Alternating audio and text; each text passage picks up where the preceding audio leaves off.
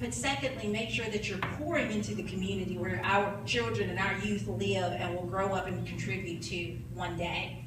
I'm one of these people, I love those little Africa commercial, Africa, whatever they call us, and the little children, $2. I'm all about it, but I want to change the community that I live in first. First and foremost. So do what you can, give what you can. And as I said, even if nothing is raised here financially today, don't leave here without asking what can you do to make this event what it needs to be next year.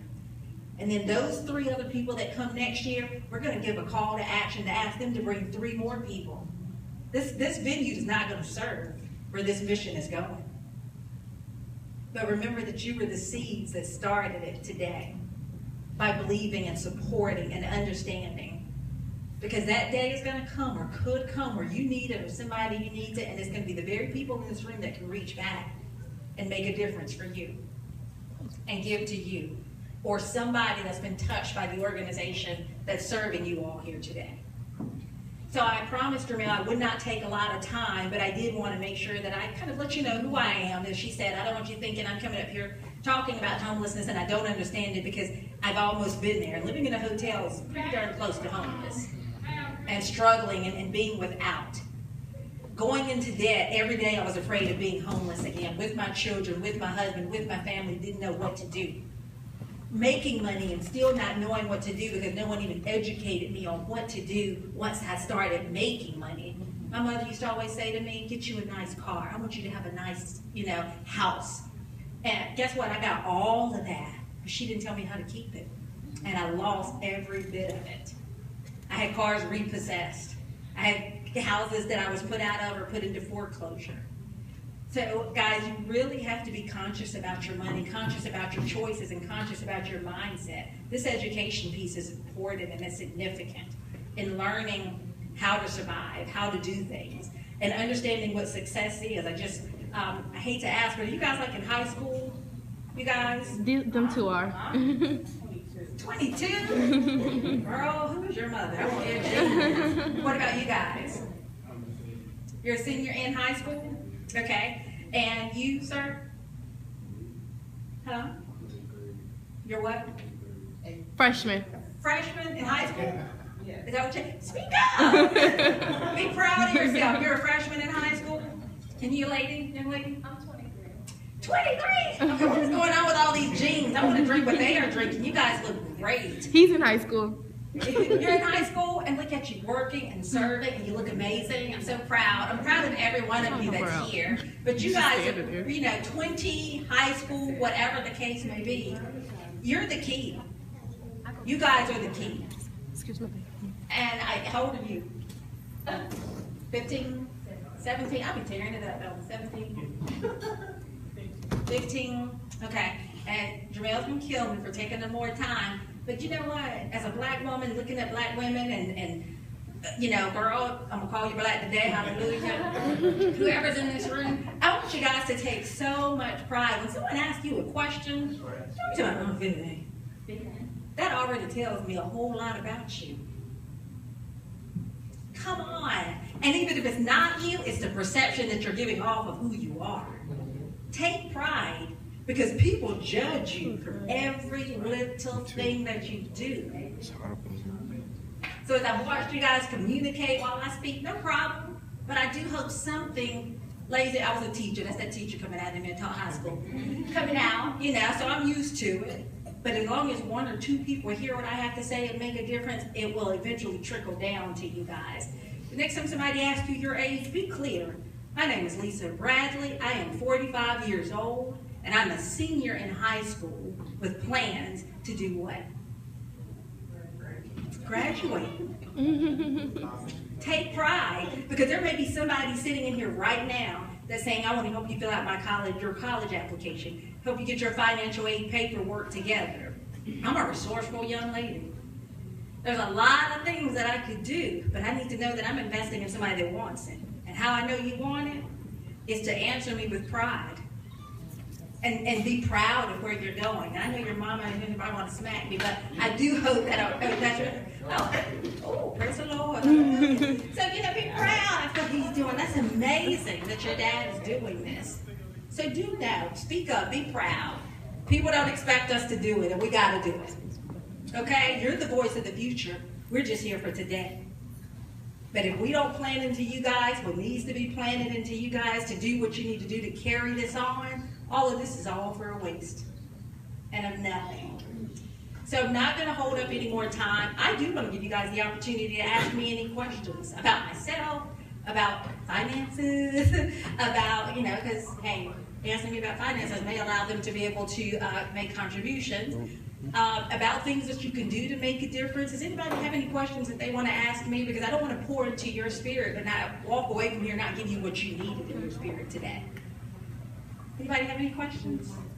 What are some of the key things that you learned in the program that you went over?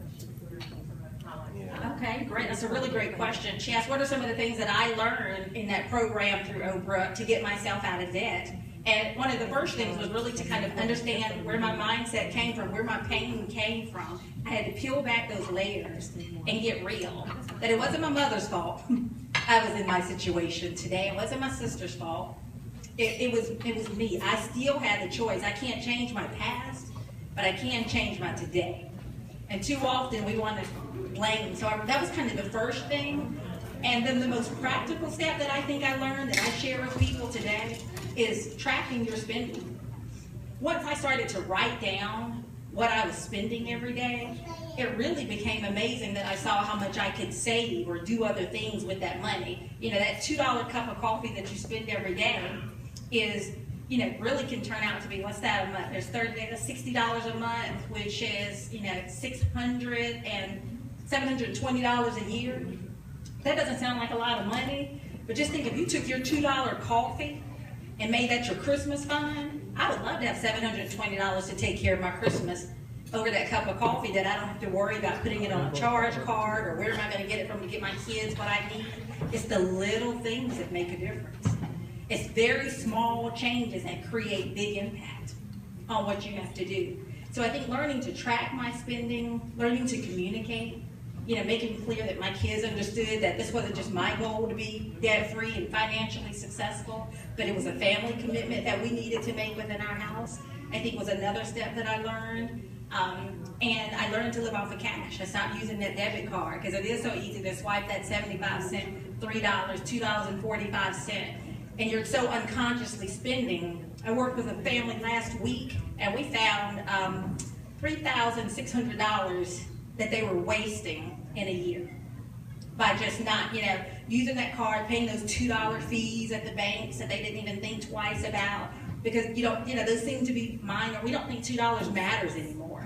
So I think becoming more conscious and more present with my finances made me more aware of what I was doing with my money. So those were some of the bigger steps for me, that transition. And then I created a vision board. Now, a lot of people don't believe in vision boards, but mindset is about being committed and having a visual goal to what you're going forward with. And I change my vision board, each year because my goal, I should be reaching them if I believe in them and be committed to them and making steps. So I created a vision board. I had the house on it that I wanted. I had the car that I want because we think sometimes having those things is wrong. No, God wants us to be wealthy, happy, and successful. So I, created that board that had everything on it I wanted, and I wrote $1 million check in the center of the board. And then the first year I made the $3 million. So I do believe in vision boards, and I encourage you guys, especially some of you younger people in here today, is to create that so that you're clear on where you want to go. And every day when somebody ticks you off or says something that you don't like, you can remind yourself where you're going by having your vision board. I don't need that because I know where I'm going. I know what I want, and I know what it's going to take to get there. What you say didn't bother me. What you did doesn't bother me. I got a place that I'm trying to go, a destination. So those are some of the greater things that I think shifted my mindset, and once that changed, I shifted my finances, which shifted my life, which changed my world. Yes. Any other? Yes, ma'am. Have you ever read the book Millionaire Next Door? I have read excerpts from the book Millionaire Next Door, and probably one of my favorite pieces from that is most millionaires drive a Honda Accord. They drive a 12-year-old car. Yes. And there are people we see and know every day that are millionaires, and we don't know it because they don't bling like we think you should if you're wealthy. Warren Buffett drives a old car and eats at McDonald's. So I Right. highly recommend that book to It's anybody great. who's looking to change your finances, because it's eye-opening I about how love the that. wealthy really live. And it's not- thank you for pointing that out. I love that because you're so right. We so want to be successful like people that look like success, but sometimes we forget to look at the people who are successful, but we're not looking at that. We're looking at, oh, if you got a house, if you got this, you look successful, but that doesn't always represent success. So I really appreciate you pointing that out. So there's teachers in that classroom that sometimes you think I shouldn't respect. You'd be surprised at how many teachers are millionaires. Because of money handed down, good investments. You know, I actually just did a story on a little boy who wanted to buy some Nikes. And his dad said, why don't you take the amount of money that you would buy those Nikes and invest in Nike stock? And he took that $100 and something and I think he was 11, bought some Nike stock. And by 13, he had quadrupled that money. All because instead of buying those $160 Jordans, he invested it in the stock of Nike Jordan. So, you know, that was an amazing thing that his father challenged him to do that grew him not only, you know, his mindset, but his wallet said, if you want to use such a word. So that's a great book. Thank you. Did you have a question? Yeah, so I'm wondering, how did you figure out what exactly you want to do? It was like, I have a degree, but I don't know what I want to do with it. Great question, and I'm scared that you asked me that because I don't know that I even have an answer to what I want to do, but I tell you what I did do is I stopped doing what other people wanted me to do, and I stopped trying to figure out what someone else wanted from me, because it created a sort of schizophrenia of the mind. Because if I'm trying to make you happy, and I'm trying to make you happy, and I'm trying to make you happy, I don't even know what makes me happy. So the best thing that I can encourage you to do is be clear with you, and not what I love me some mom and dad, and but you know, they're guiding, they're your guiders, they're not they're not your purpose. So even though they may be guiding you, look within yourself with what you want to do. Oftentimes we go to school and get those degrees, and you know, we're still living somebody else's life when we do that. You know, because there's just as many successful people without degrees. You know, let's keep it real. But what I encourage you to do is, you know, constantly try new things, mentor different people, think about some of the things you want to do, create that vision board that I was talking about, and call people and say, hey, can I spend some time with you? I think I want to be a nurse. I think I want to be a lawyer. I have no idea. I love to argue. Write the things down that you love to do. That when you do it, it just makes you happy inside. Then figure out what you love to do. How would that look in a career versus a career, and then trying to make that career fit what you love to do. Work it backwards. And then, like I said, really try to get around some people that will help you to experience some different things, because eventually it's going to click. You're going to know. This right here makes me feel really good, because I've owned this company for 8 years. And whereas it has afforded my family to do some amazing things and great opportunity, I'm actually getting ready to close it because it's time for me to try something different. And no one can understand why I'm doing that. It doesn't make sense to anyone. This company has paid for you, it's done, you're still making money. Why are you closing? When people don't get living your dreams and living your purpose, when God didn't allow you to sleep at night because he knows you have a bigger purpose now, you served your time in this place, you plateaued. There's nothing more that I can bring to the mental health community from my perspective. But there are some things that I can bring to a bigger community, such as the homelessness, such as dealing with people with their finances. Talking about money allows me to go into these shelters and help people see how they can get out of this situation and stay out of this situation. So I've got a bigger message now, and I'm trusting God to lead me and take me there and take care of me when I'm going there. So I'm taking a leap of faith. But I have the confidence and support of myself and of God. So I encourage you to really know what you love to do, and then find a career that fits it and go after it unapologetically and without compromise.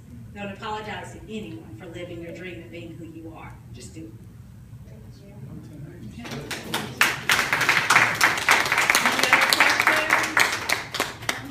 Well, I really appreciate you all giving me that opportunity to be in here today and talking with you. And again, I felt like it's so personal and intimate, and I value the questions and input and attention. And I just want to thank you for finding it worthy for me to be here and be a part of this experience with you. And thank you, Jamel, and thank you, everyone.